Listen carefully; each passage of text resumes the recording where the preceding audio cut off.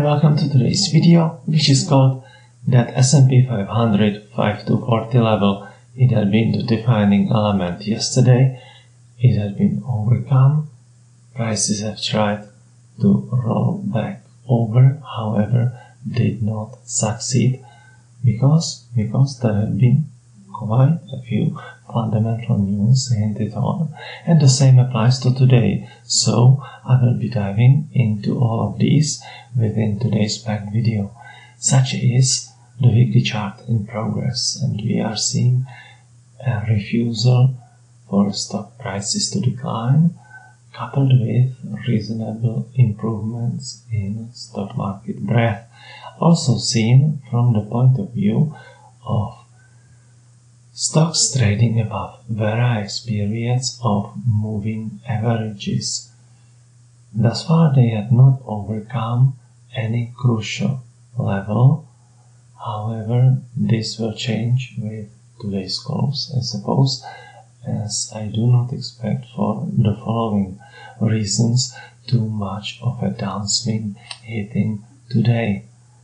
We can see that the behind the closed doors Bessent remarks about impossibility to carry on with China as is had spurred, in the absence of further news, a rally. Rather hints at Vance meeting in India or Japan murmurs. These have not yet generated any notable country trade deals. However, the sentiment had slowly improved, and following the opening bell, there had been a steady buying before Bessent spoke. So clearly it has the hallmarks of someone knowing, and I have mentioned within yesterday's video the potential for headline risk to be skewed really to the upside. However, this Bessent appearance lacked all substance when it comes to an actual deal.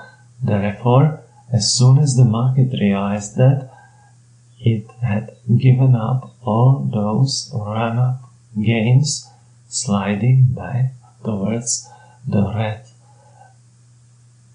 exponential moving average 54 period that I'm showing you on this 15-minute chart. And then in the thinnest trading hours, when actually futures market is closed, and as well this contract for difference trading is suspended for an hour, Trump made the remark into a closed market about not thinking about firing Jerome Powell, and about the necessity to go in a benevolent way with China. So this clearly accomplished the aim of stabilizing not just equities, but bond prices rallied as well. It gave some respite to US dollar, and crucially it was one of those news that it was impossible to anyhow react to, because prior to the close we had seen quite deflating of the hot air about China deal, when China had not remarked anyhow onto those overtures, and quite to the contrary, it had, for instance, advised South Korean importers not to let rare earth products, minerals, reach the United States. So China had not thrown in the towel. However, news when markets had been closed caused the bullish gap, and I see the bullish gap as holding and actually stocks drifting higher, because we are having another announcement. This one is again by Bessent at 10 a.m. Eastern Time, New York time, and that is about the liquidity situation and financial system health check. Let's call it euphemistically like that, because latest bond auctions had not been going all too well, and there is coupled with foreigners stepping away from the buying plate, there is increased reliance on domestic intra-USA sources of demand for treasuries, such as money market funds, or whenever the Fed is and has to roll over some maturing instruments. So Bessent is, in my view, not likely to downplay this development, and it would provide the narrative for increased interventions in the treasury market, shoring up the demand side, because these are the months and quarters of heavy debt issuance and rollovers, and given where yields are, this situation is not long-term sustainable.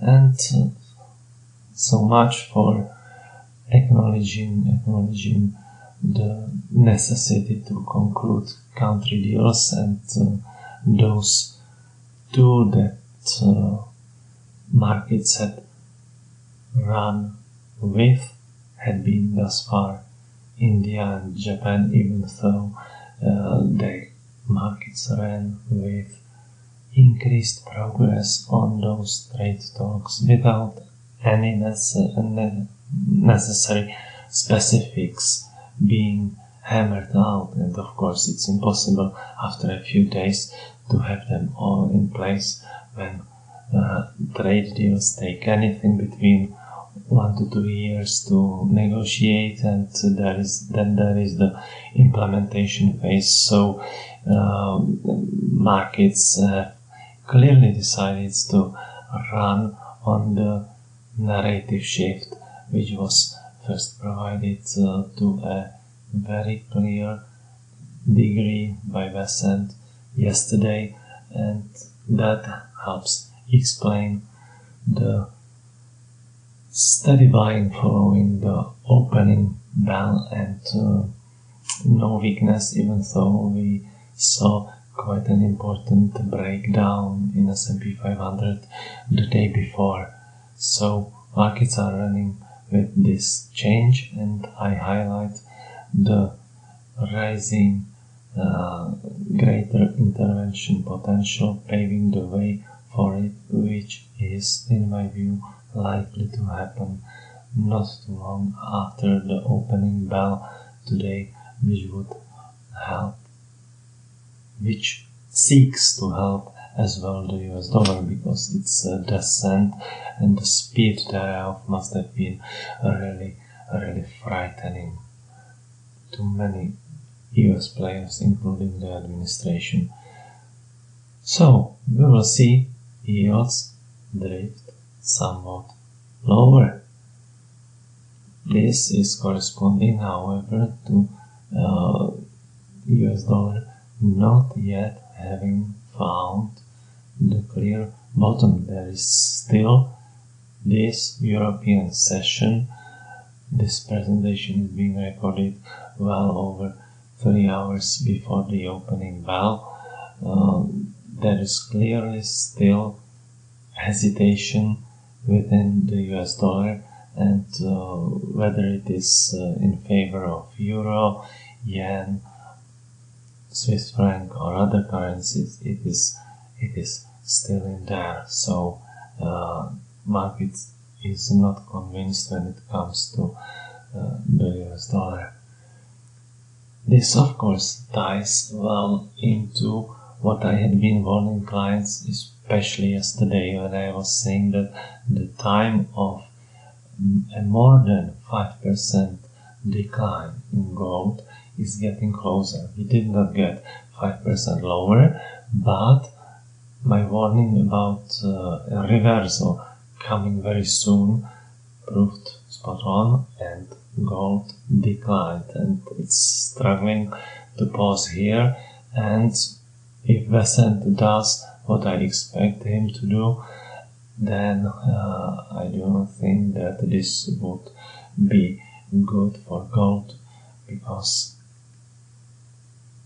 country trade deals coupled with shoring up the US dollar by increased interventionism on the domestic front